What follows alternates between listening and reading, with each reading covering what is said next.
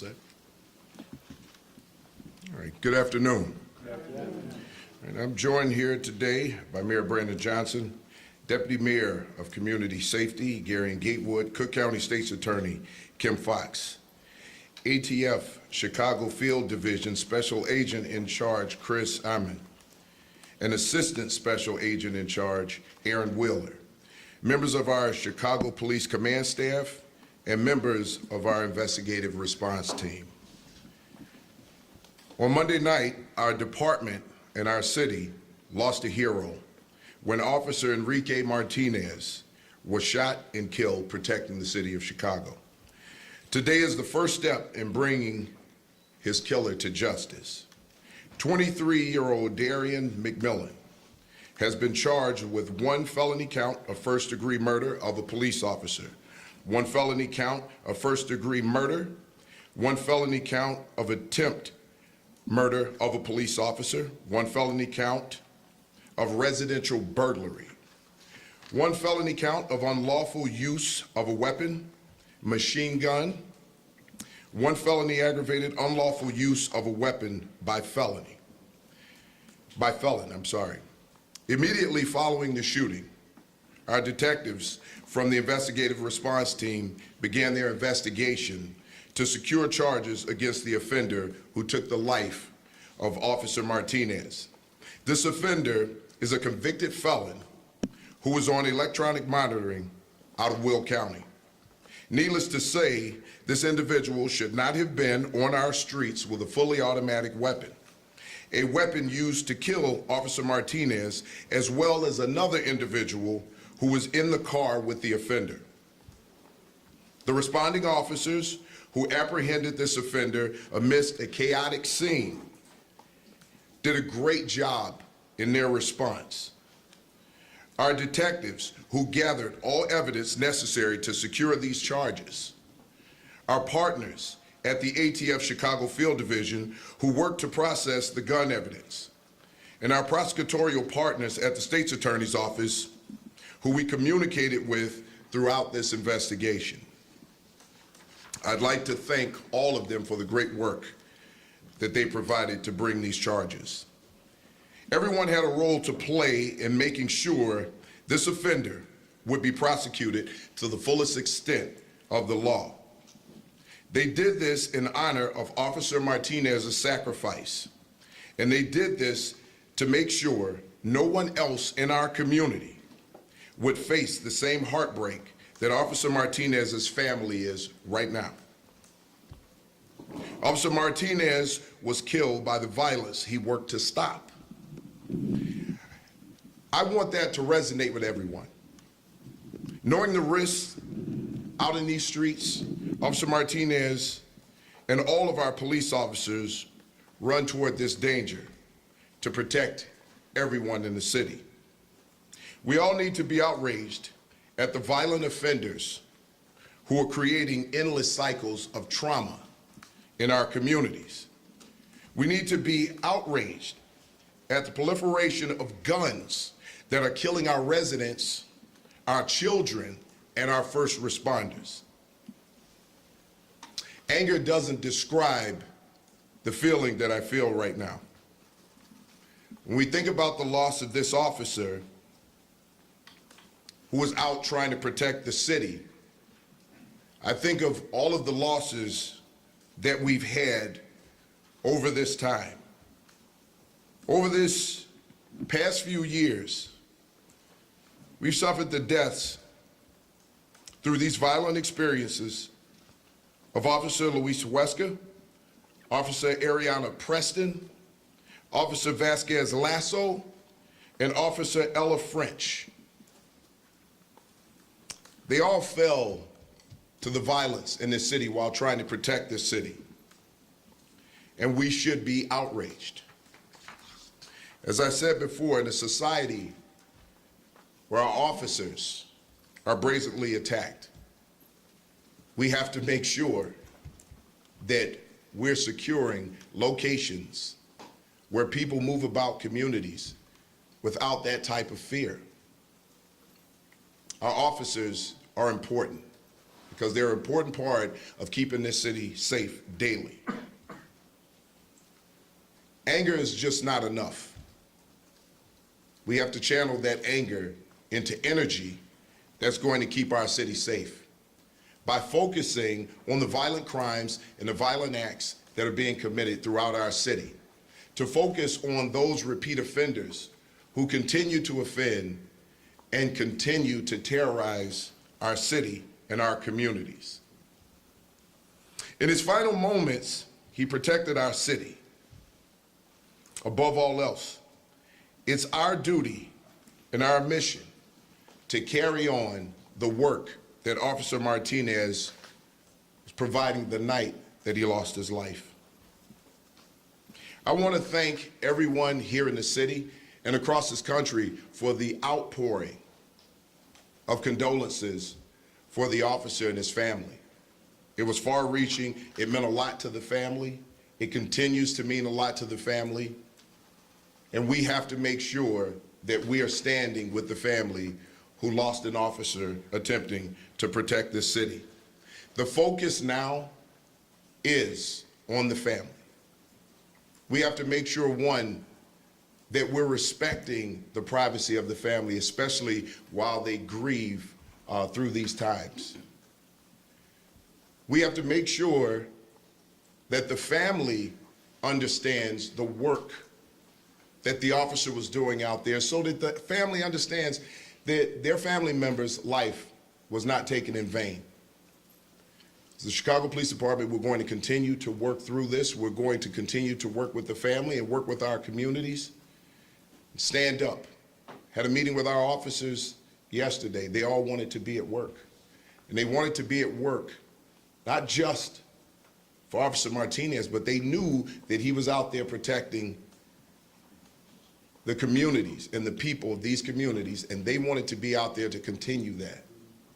They understand how much they're needed here. They understand how much these communities need them, and they're going to be there to make sure that we keep those most vulnerable people safe, that we keep our children safe from these types of violent attacks by those people who should not be walking our streets right now.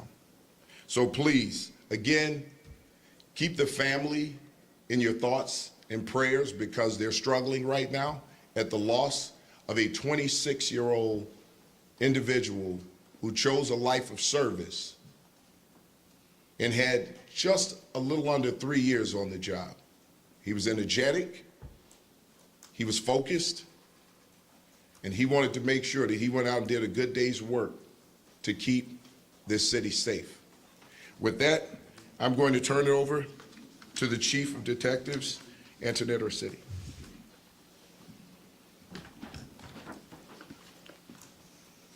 Good afternoon. I want to reiterate, Superintendent, in expressing our deepest condolences to Officer Martinez's family and loved ones. The investigation revealed that Officer Martinez and his partner were conducting a traffic stop on a vehicle blocking traffic in the 8,000 block of South Ingleside at approximately 8 p.m. The vehicle was occupied by 3 individuals, including the offender now charged. Additional officers responded to assist with the stop.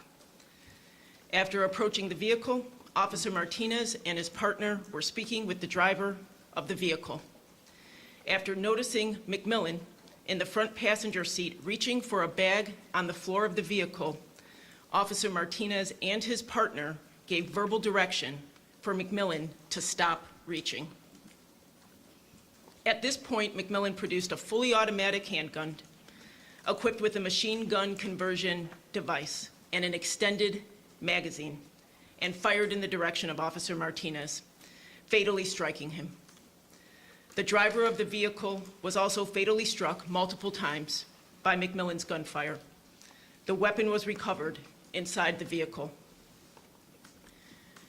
McMillan pushed the driver out of the vehicle and jumped into the driver's seat. As another officer attempted to pull McMillan out of the driver's seat, McMillan put the vehicle in reverse, dragging the officer. While being dragged, the officer's firearm discharged 1 time in the ground. The vehicle crashed into a parked car, coming to a stop a short distance later. McMillan fled the vehicle and entered a first-floor apartment with a woman inside. McMillan found a knife he used to cut off his electronic monitoring bracelet and then fled the scene. The woman was not harmed. Officers eventually located McMillan in the 8,000 block of South Maryland, where he was taken into custody and positively identified. Detectives continued the investigation, securing charges today. While this does not erase the grief of Officer Martinez's family, we hope it brings a small measure of comfort knowing the person responsible for his murder will face justice. I want to thank the responding officers and detectives from the investigative response team who made sure this offender was taken into custody and would not be able to hurt anyone else. We are also immensely grateful for our partners at the ATF Chicago Field Division who responded to the scene that night and assisted in this investigation. Throughout this investigation, we worked closely with the Cook County State's Attorney Office to secure these charges, and I want to thank them for helping us bring charges in this case. I'd now like to turn it over to Mayor Brandon Johnson.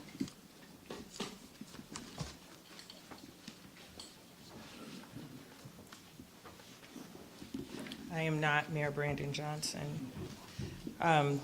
Thank you, Chief. Thank you, Superintendent Snelling, to Mayor Johnson, to the law enforcement partners that joined with us here today. Today, once again, our community is mourning, and our Chicago Police Department is also mourning. Today, once again, we gather in the wake of a devastating travesty. Let me say, I was just here less than a week ago, standing at this very podium alongside these same officers and detectives and the superintendent, talking about other officers who had been fired upon and thankfully were able to survive their shift that evening with their lives. A mere 6 days later, we stand once again, shoulder to shoulder, talking about the horrific violence that continues to plague not just our city, but the men and women who wear a uniform and run to the danger. To the family of Officer Martinez, a young man who chose a profession that was wrought with danger. A young man who I imagine in telling his family that he has chosen a life in law enforcement in a city like Chicago, with the issues of guns and violence, that they stayed awake at night worrying about him, to ultimately get the call that he would not make it home in service to the people of the city of Chicago is any family's worst nightmare. I want to once again send my condolences to his family as they grieve during this time, to the officer who bore witness to his partner lose his life and almost lose his own, and the devastating trauma that he will have to endure for years to come. To those who have been impacted and affected and show up today anyway, on behalf of the Cook County State's Attorney's Office and the people of Cook County, we thank you. We thank you for your service. As the superintendent said, we have filed multiple charges in this case, including first-degree murder of a police officer, the first-degree murder, attempted first-degree murder of a police officer, residential burglary, and possession of a machine gun. This defendant will appear in first appearance court tomorrow at the Layton County Courthouse, which starts at 11:30 a.m. During that court proceeding, a full recitation of facts, also known as a proffer, will be made available to all of you at that time. As I started these remarks, I would like to end them the same. We must never forget the profound sacrifices made by our police officers who put their lives on the line every single day to protect our communities. We owe them an immeasurable debt of gratitude, quite honestly, one which we will never be able to pay. And it is our solemn duty to pursue justice for those who have fallen in service. The Cook County State's Attorney's Office thanks the Chicago Police Department the IRT, the ATF, for their partnership over the course of the last 48 hours to allow us to be in the position that we are in today, to have these charges approved, to begin the step of accountability. And we, at the State's Attorney's Office, will not rest until this defendant is held accountable to the fullest extent of the law. With that, I will turn it over to Mayor Brandon Johnson.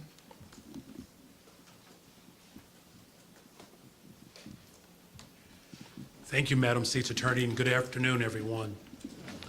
Thank you to our Superintendent Snelling, as well as to our Chief of Detectives, Chief Versetti, and to the entire Police Department. The City of Chicago continues to grieve and mourn for the loss, the tragic loss of our dear officer Enrique Martinez. Our thoughts and our prayers will remain, not just for today, but throughout, for his family, for his colleagues that served alongside of him, and for the entire police department. The work that is done every single day to make our city a safer place is done by incredibly brave and courageous individuals. I do want to especially acknowledge the responding officers who were on the scene that day. Those officers witnessed the unspeakable tragedy and the loss of their own officer, Enrique Martinez. And amid very real danger, they acted quickly to take action, responding to a violent offender. Officer Enrique Martinez saved lives, even though he knew it could cost him his own. This exemplifies what our police officers do every single day. They know the sacrifices as well as the risks of their profession, but yet still, they work every day to protect us. Our entire city recognizes the extraordinary courage of the women and men of the Chicago Police Force. They have our deepest respect and our unending gratitude for protecting our city. Of course, especially in the wake of heartbreaking loss, the fact that they continue to show up every single day is a testament to their love for this city. And while today's charges won't bring back Officer Enrique Martinez, it's our hope that these charges will bring a sense of justice. Justice for the family and all that knew and loved Officer Enrique Martinez. We do grieve the loss of a brave public servant, a good-hearted young man and a Chicagoan. As a city, let's continue, please, to pray for the family of Officer Enrique Martinez. We pray that they find peace along their healing journey. And we pray that the memory of Officer Martinez will be a comforting blessing. We also pray for the police officers who mourn this loss, and we pray for their safety and protection. I know the city of Chicago is reeling from this senseless act of violence. I'm here to tell you that we really have had enough of these acts of violence, particularly committed with guns. So we're going to continue to do everything in our power to end violence, and we need to do that together. The road ahead is certainly not a short one. It is a long journey. But I want us to remember that each and every one of us, we have the power to make a difference. Each and every one of us has the power to make our community safer. We have to support one another, look out for one another, and stand up for our communities together. I've been heartened to see an outpouring of support for the Chicago Police Department this week and beyond. And it gives me hope that the people of this city share our vision for a better, stronger, safer city. And once again, I do want to commend and thank the Chicago Police Department. These charges today certainly are a testament to why our detective division has to continue to be supported. We will bring justice for the Martinez family, the Chicago Police Department, and the city of Chicago as a whole. Let us continue to hold up Officer Enrique Martinez and his family, hold him and his family in our hearts. And let us remember that Officer Martinez served with gratitude and courage and love. We thank him for his service. May we continue to honor his memory by committing to build a better, stronger, safer Chicago together. With that, I will turn it back over to our police superintendent for questions. Thank you, Mayor. With that, we'll take any questions. Buenas tardes, Jorge de Santiago with Telemundo Chicago. How are you?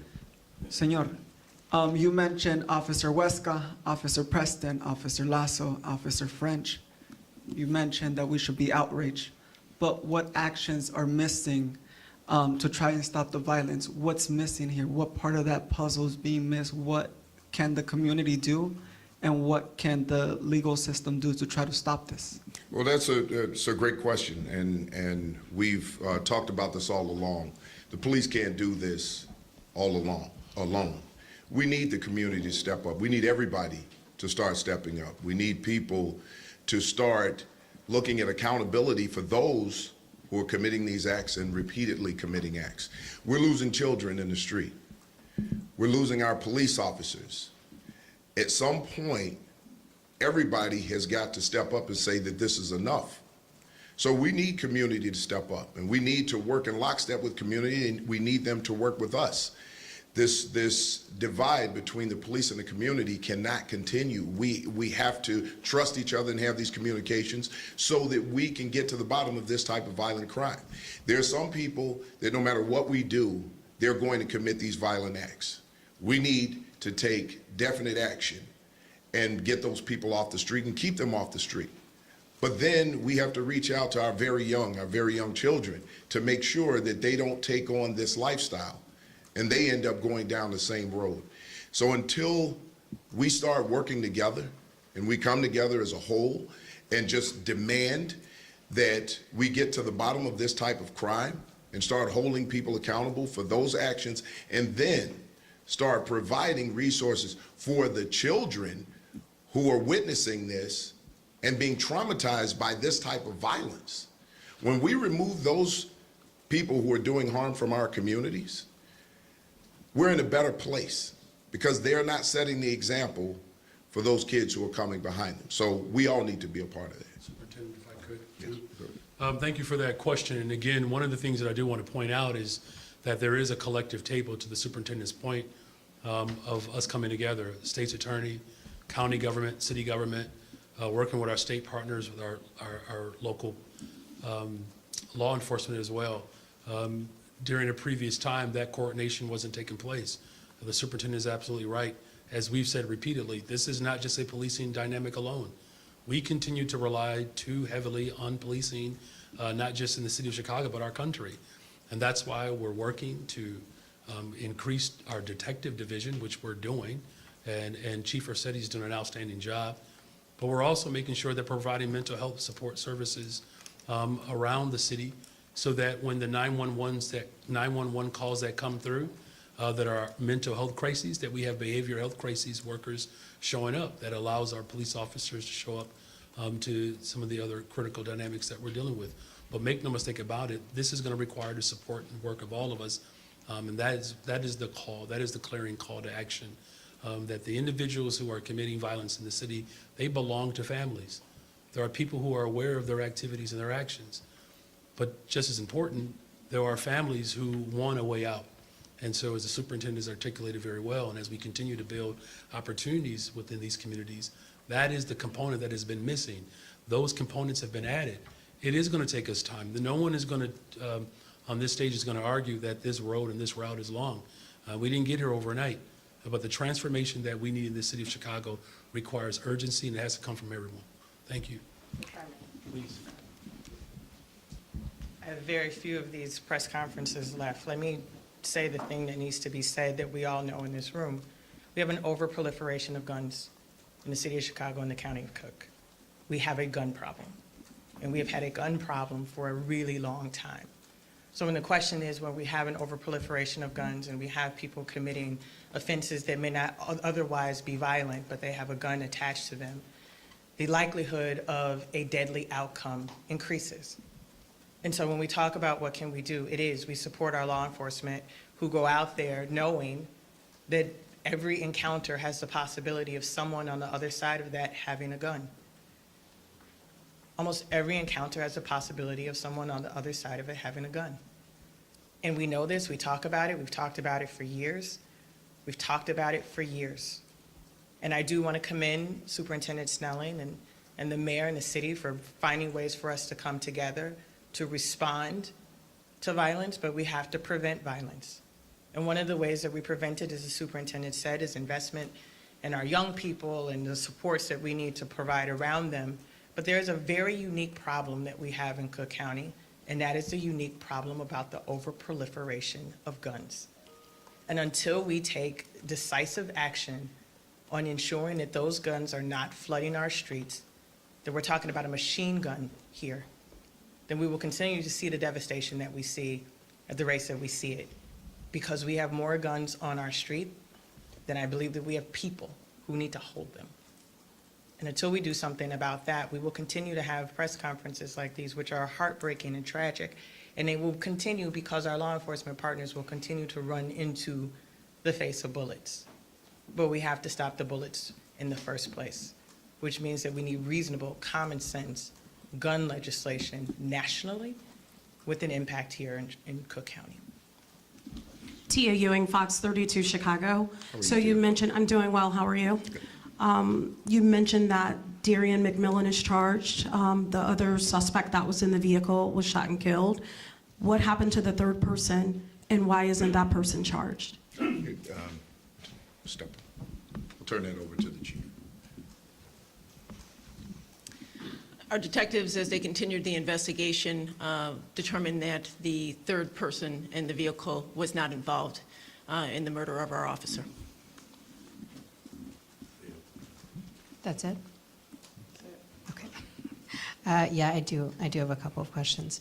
The officer who was dragged, I don't know if this is for Commander Arcetti or not, but what can you tell us about his or her status? And I hadn't heard about that injury, whether they were injured. Well, the officer is injured, no life-threatening injuries, thank goodness. And these are also the risk when people are trying to escape. They don't care who they hurt or injure while they're doing that.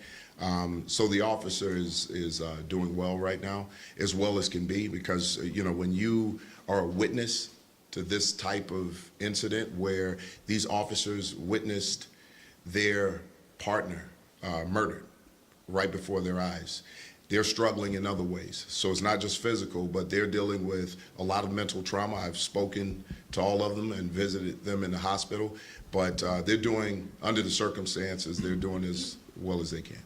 Thank you for that question. Christine with WGN. So you guys also mentioned how a lot of these officers still decided to show up to work. They're still here. They still want to do their job. Can you share a little bit about how did you keep the morale up? How did you go about just kind of making sure they're okay as well? Well, number one is communication. Communication is the key. We have to talk to these officers. One of the things that I don't think is spoken about enough is that those officers who are boots on the ground, those are the officers who are keeping the city safe. Those are the officers who are at the highest risk of being harmed or losing their lives, and they're out there every single day doing it. And in doing that, they've built a level of resilience. And then the camaraderie amongst the officers when they see a struggle of members of communities that they have partnered with, that they've gotten to know, that they've worked with. They show up to work every day for those community members. They show up every single day for their partners. And one of the things that in this line of work that special people do, and when I say special people, I'm talking about these police officers, because it takes a special human being to do this kind of work and continue to do the same thing over and over. They want to show up to show that level of resilience, that level of courage, and that they're not going to run away. They're not going to tuck their tails and run away from the harm that's happening out here to people, because they know they're needed, and they know that people are counting on them every single day to keep them safe. So it's that type of drive. They drive each other. And our leadership team here I just can't say enough about them reaching out to the officers, having a conversation with the officers. Commander Mike Tate put some things together for the officers of the 6th District where he worked, and we're going to continue to do that. We're going to continue to make sure that our officers are well, because well-trained, well-prepared officers who are out in the field are going to serve our communities well. Superintendent, may I add one more thing to that? You know, to the superintendent's point, look, it's a very modest response from him, but it's a very honest and direct one. This is about leadership and supervision, quite frankly. And so to the superintendent's credit, he continues to demonstrate his leadership across the board. But, you know, there are commanders and there are sergeants, and many of whom have been trained under Superintendent Snelling. The last point that I'll make, it's not just about supervision. You got to keep in mind that our officers see trauma every single day. Look, this is brutal. This is heartbreaking. And to the command staff and to the leadership of this department, when police officers go out and they see the lives that are lost of children, that is traumatic. And as traumatic and as devastating as it is to lose a fellow colleague, an officer, our police officers show up every single day to work during very extreme circumstances. So it's a reflection of the leadership, but it's also a reflection of the values of Chicagoans. And that's why it's going to take all of us to continue to build safer communities, because police officers alone should not be held responsible for every single traumatic event that happens in this city. Hi, Melody Mercado with Block Club Chicago. You all mentioned that McMillan was on electronic monitoring. Can you share what that was for? And then in addition, can you please spell his first and last name?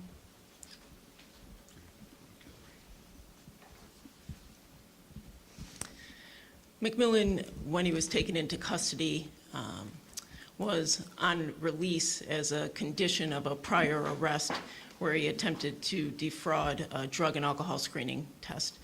So that was the reason that he was on electronic monitoring. If it works for you, we'll just give it here, and then it'll also be on the press release that comes out of News Affairs that'll be in your box. Darian, D-A-R-I-O-N, McMillan, M-C, capital M-I-L-L-I-A-N.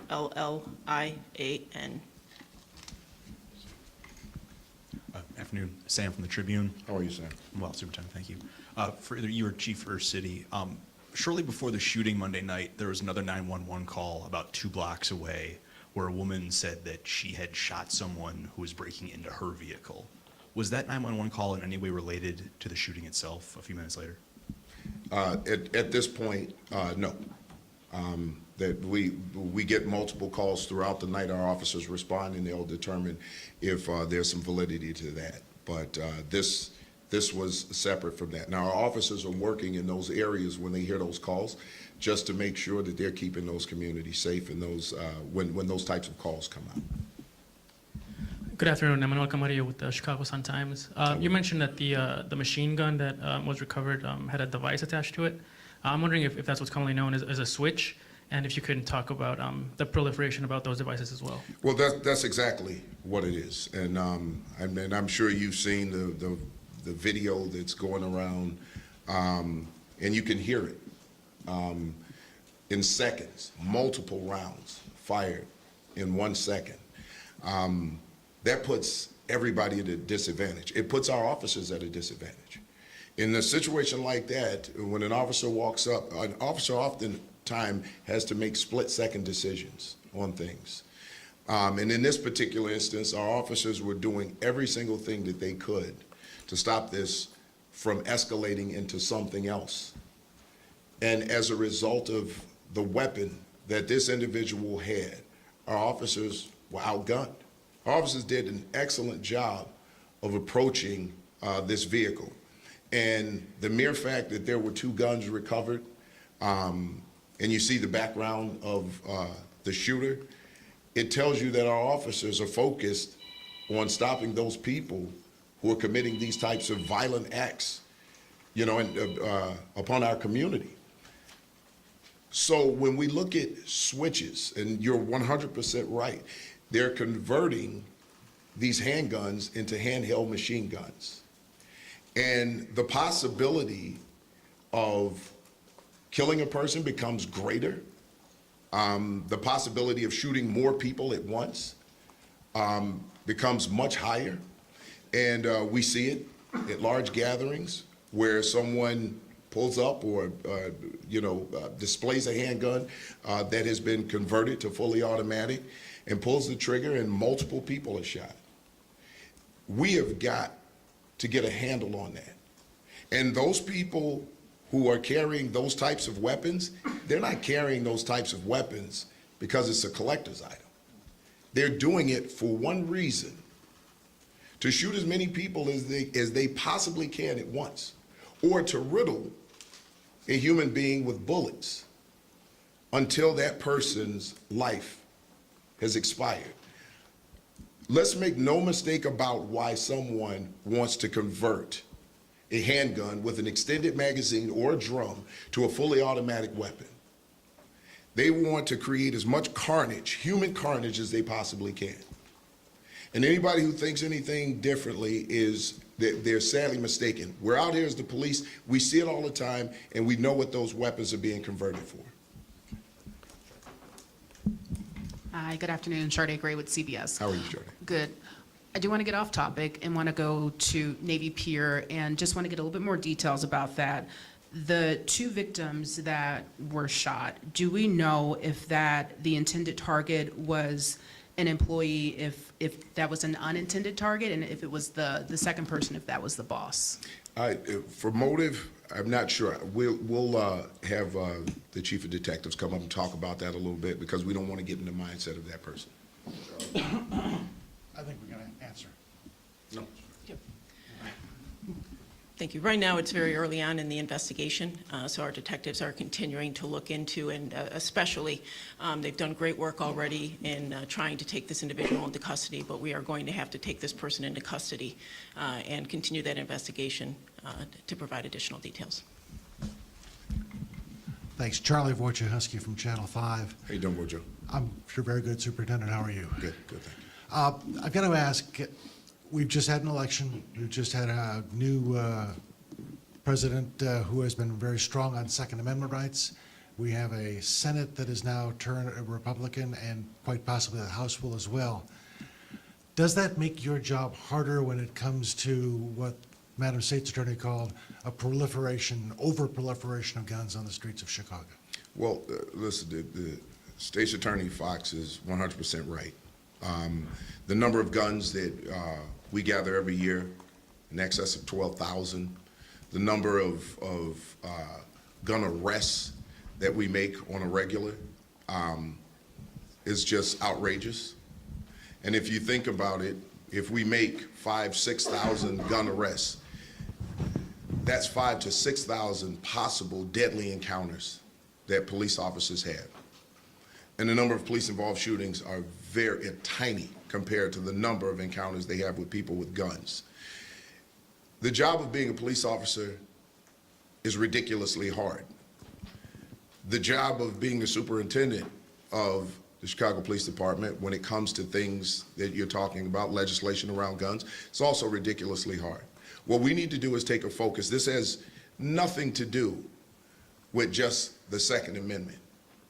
And the reason I say that is because, let's go back and talk about this again. People have the right to bear arms, but we're talking about law-abiding citizens who want to protect themselves. When we're looking at individuals who are getting guns, they're converting them to fully automatic handheld guns, they're driving around in vehicles, people are being robbed, people are being shot, there are drive-by shootings. We have to focus on that. It's not about the Second Amendment at this point, it's about saving lives. It's about stopping those people who are out there actively taking lives, robbing people, attacking people, no matter who, and shooting children, killing officers. We need to hold them accountable. These are not law-abiding citizens. So this can't be a one-size-fits-all. There has to be a focus on those who are violating the Constitution. Those people who are breaking laws when it comes to the use of weapons and then the flooding of weapons into communities. We have to be able to stop that. So is it hard? Yes, it's hard to stand here and talk to you about an individual who was out there with a device, and our officers had no chance as they approached this vehicle. And this happens all the time. We have to put an end to this. We have to have laws in place to hold people accountable for these types of weapons.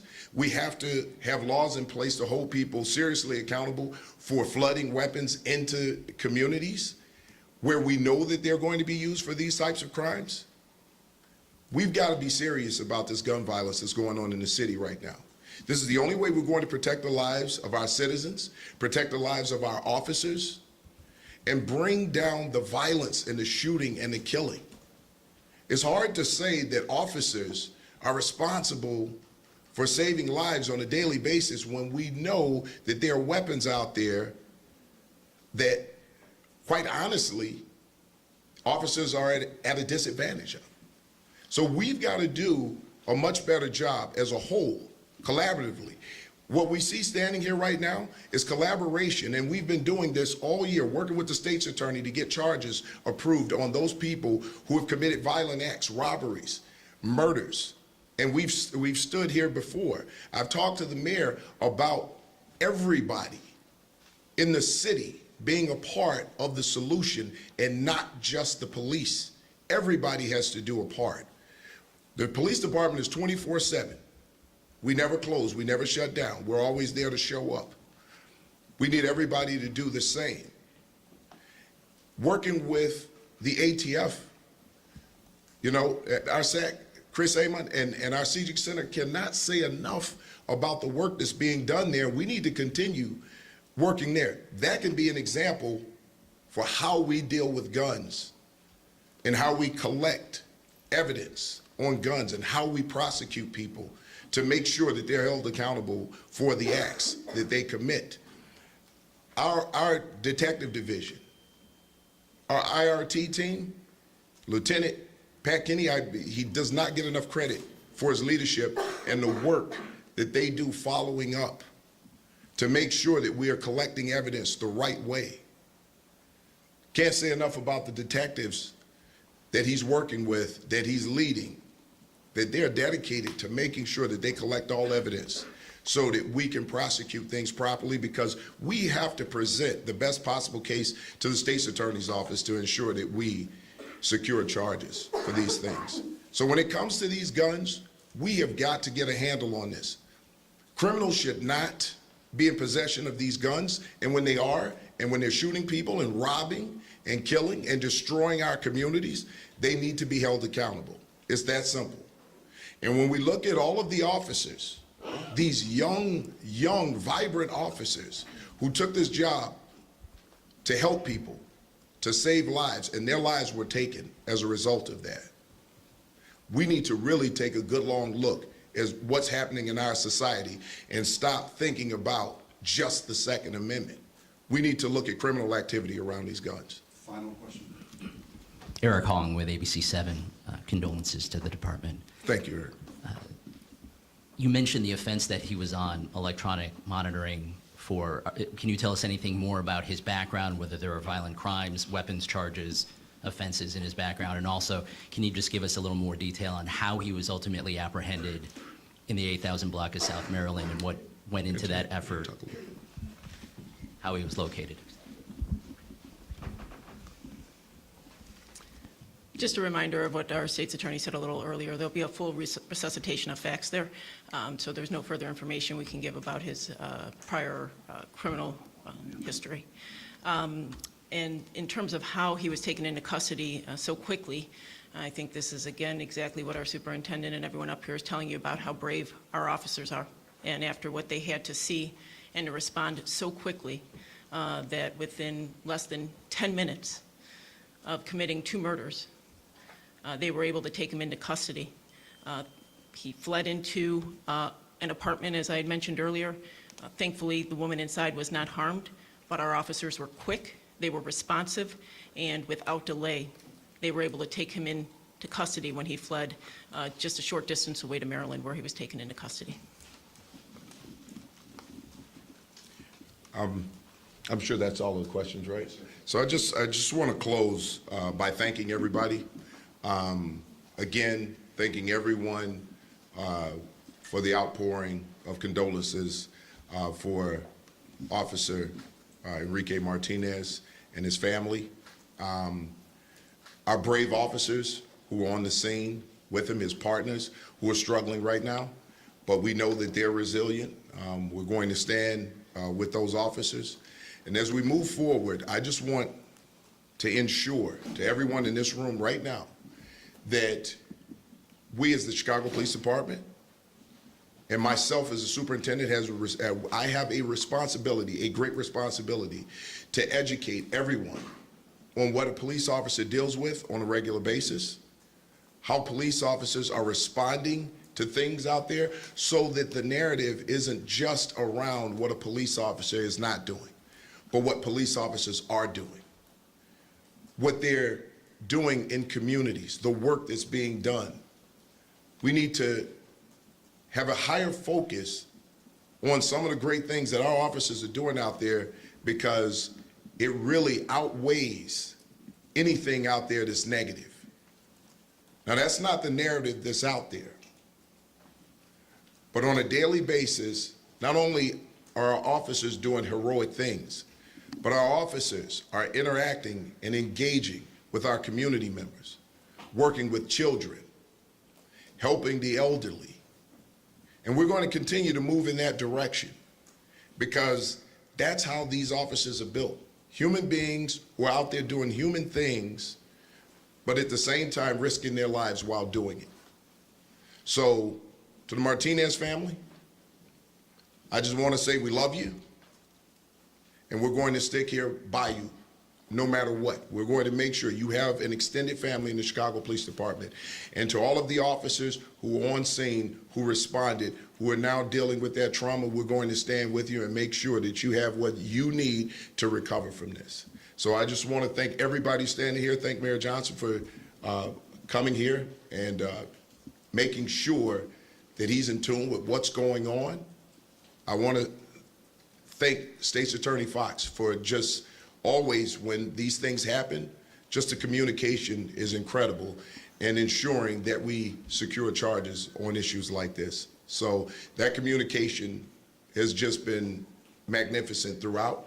And for all of the command staff standing here, their leadership, I really have to thank them for their leadership throughout this. The way that they're responding and dealing with our officers out there has been very amazing. And the detective division, again, can't say enough about the work that these individuals do, because they have to work through all of the video and view these things over and over and over again. So I know they're also dealing with a level of trauma, but their resilience allows them to go through that evidence and make sure that they put together the best possible case that they can for the State's Attorney's Office. So thank you all for coming here, and I appreciate you. Thank you.